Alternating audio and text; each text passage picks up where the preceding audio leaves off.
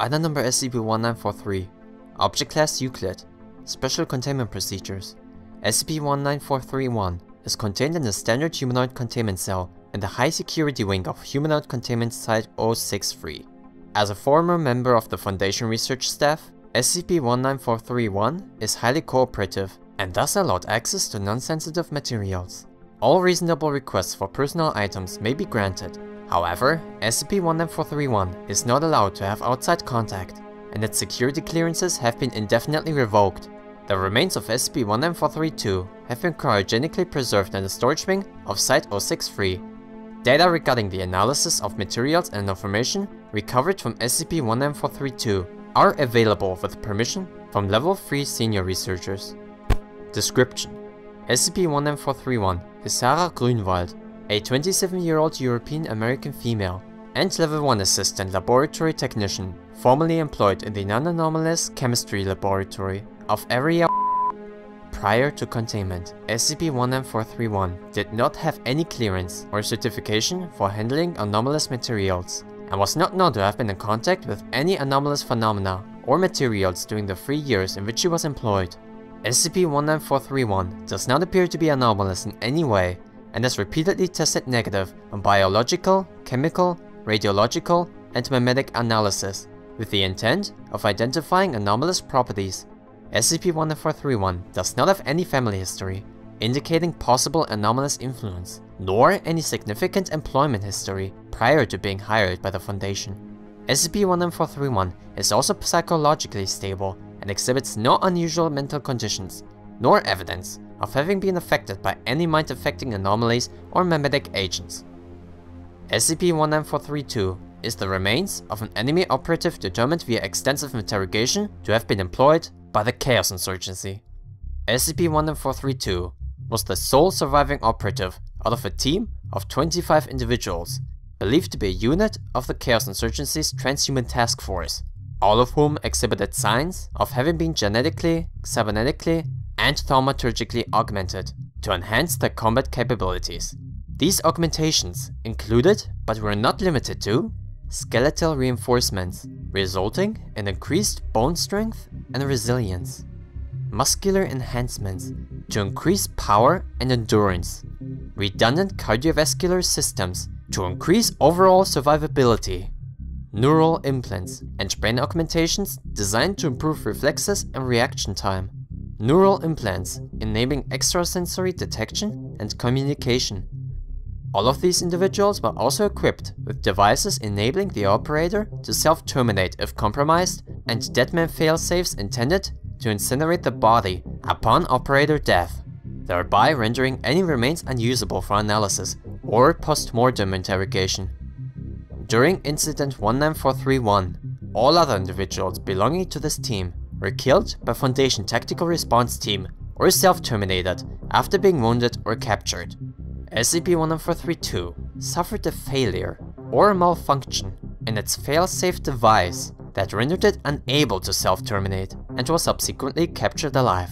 SCP-19432 remained in Foundation custody for approximately 5 weeks before expiring from complications from its wounds, as well as severe degradation of its mechanical augmentations. Subsequent autopsy revealed several degenerative conditions present in its body that would suggest that it had been nearing the end of its useful life cycle.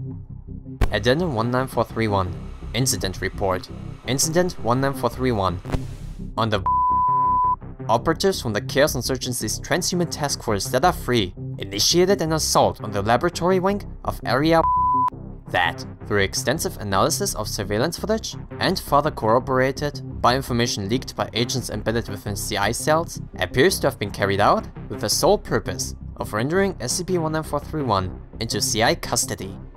TTF Theta 3 operatives disabled or collapsed several passageways at Area using explosives, rendering on-site tactical teams unable to effectively respond to the assault, then quickly incapacitated the wing security detail.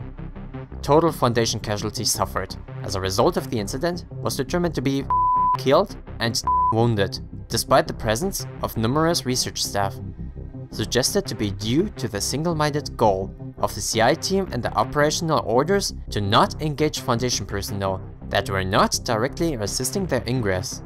This assault was stopped due to unannounced and early arrival of a subordinate unit of Mobile Task Force Nu 7, Hammer Down, which had intended to stop and refuel at Area 1, en route to a covered assignment in.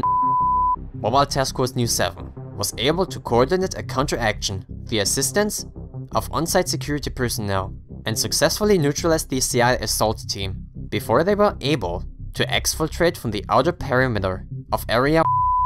Addendum 19432, SCP-19432 Interrogation Log. Who are you working with, and how many of you are left? Zeta-3, Archangels. I'm the last one, and you already know that. I don't understand how. No, of course you don't understand. You guys never do, and you never will. They'll eventually send more of us, when you least expect it. And we'll get her eventually. You got lucky, damned lucky, this time.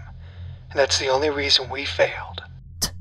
You expect me to believe that you sent 2 squads of augmented operatives just for a single low-level lab tag? I don't give a shit what you believe. If you want to believe that she's just human, then that's entirely on you. If you don't, it still doesn't matter. Eventually, you'll get careless and we'll pick her up. Easier than getting milk from the corner store. And the fact that none of our tests have shown anything out of the ordinary at all about her? Of course they haven't.